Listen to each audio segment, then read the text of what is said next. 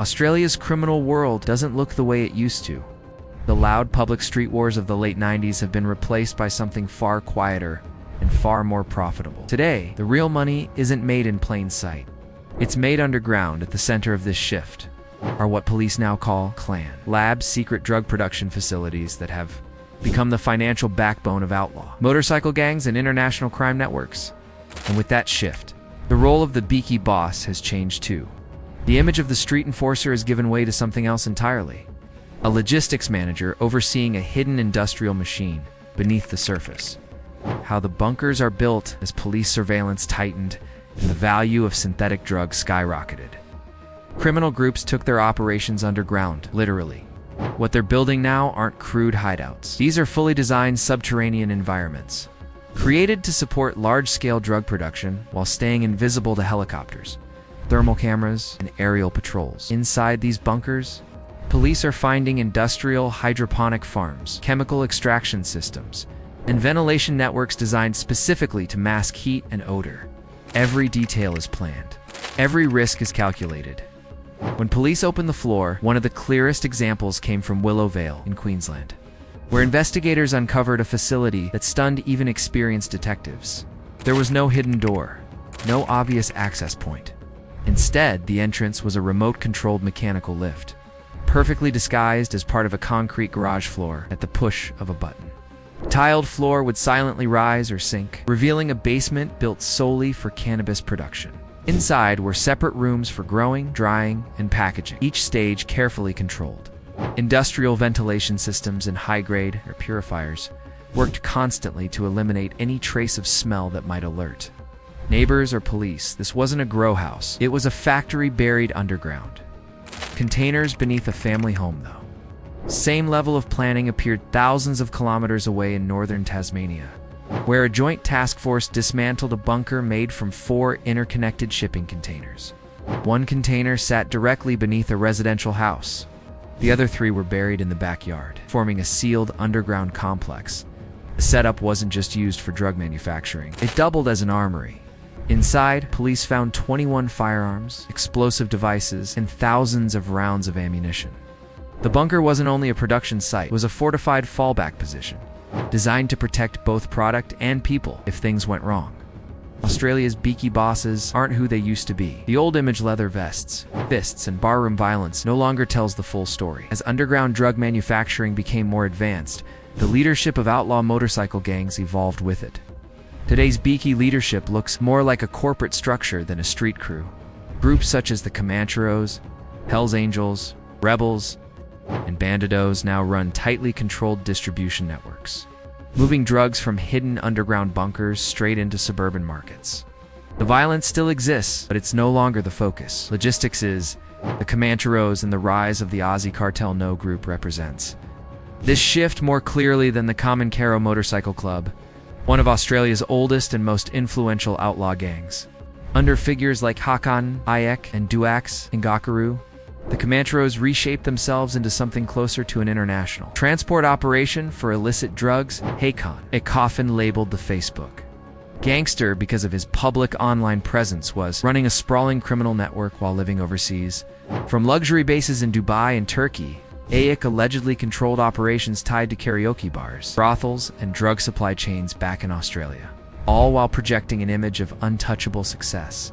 Investigators say Ayek was a key player in what became known as the Aussie Cartel, a loose alliance of powerful syndicates accused of importing up to $1.5 billion worth of drugs into Australia each year. The cartel relied heavily on Australian criminals living offshore, using expat networks to coordinate large-scale shipments of both finished drugs and the chemical precursors needed to manufacture more locally. Running operations from overseas gave cartel leaders a major advantage. It placed them beyond the immediate reach of Australian courts, while encrypted messaging kept them firmly in control of local chapters on the ground. When encrypted phones came the weak point for years, the Underworld believed its communications were untouchable. Encrypted phones were seen as the ultimate shield, secure, anonymous, and beyond police reach. That belief turned out to be a fatal mistake. Operation Ironside, known internationally as Trojan Shield, became one of the most devastating law enforcement operations ever launched against organized crime in Australia. The NOM setup, PIN 2018, Police shut down Phantom Secure, a popular encrypted phone service used widely across criminal networks. Its collapse left a gap and law enforcement moved quickly to fill it. Working together, the FBI and the Australian Federal Police secretly launched a new encrypted platform called an OM. The phones were stripped of normal functions and could only communicate with other ANOM devices. When Operation Ironside was finally exposed in June 2021, the scale was staggering. Hundreds of search warrants were executed across the country. Police stopped 21 planned murders before they could happen, but the operation didn't end quietly. In the end, Operation Ironside didn't just expose Australia's criminal underworld, it exposed how deeply technology, law, and power are now intertwined beneath the surface. Why Australia is worth the risk at. The heart of Australia's underground drug trade is one simple reality: the money is too good to ignore. For Bikie bosses and organized crime figures, Australia isn't just another market, it's one of the most valuable drug markets on the planet. Methamphetamine sells here for some of the highest prices anywhere in the world. That single fact explains why syndicates are willing to take extreme risks, build underground labs, and invest millions into hiding their operations. If the supply chain works, profits are enormous. Price, purity, and control in Australia, the price of meth can swing wildly. A single gram might sell for as little as $20 or climb as high as $300, depending on where it's sold and how pure it is. On a larger scale, an ounce can reach $5,000. To damage no one. Seize while arrests and seizures make headlines. The hidden cost of clan labs rarely gets the same attention. Drug manufacturing is filthy, dangerous, and deeply destructive long after the criminals are gone. The 521.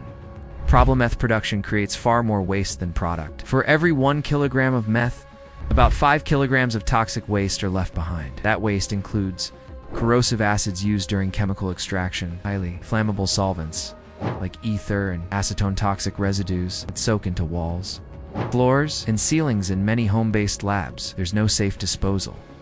Waste is poured straight down household drains, eating away at pipes and flowing into public water systems.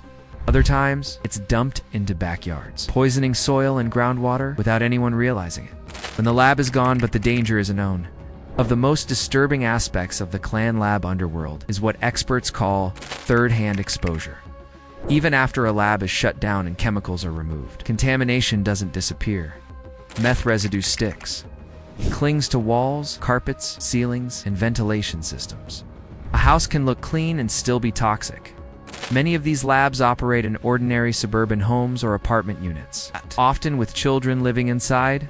Authorities estimate that hundreds of children every year are exposed to chemical contamination from discovered labs.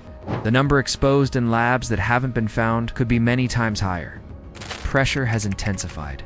Australia's underground drug world has hardened in response. Clan labs are no longer just hidden, they're defended. What was once about secrecy has turned into a full-scale fortress mentality, where labs are designed to stop people, not just hide from them. These sites are built with one goal in mind: delay police long enough to destroy evidence or stop them altogether.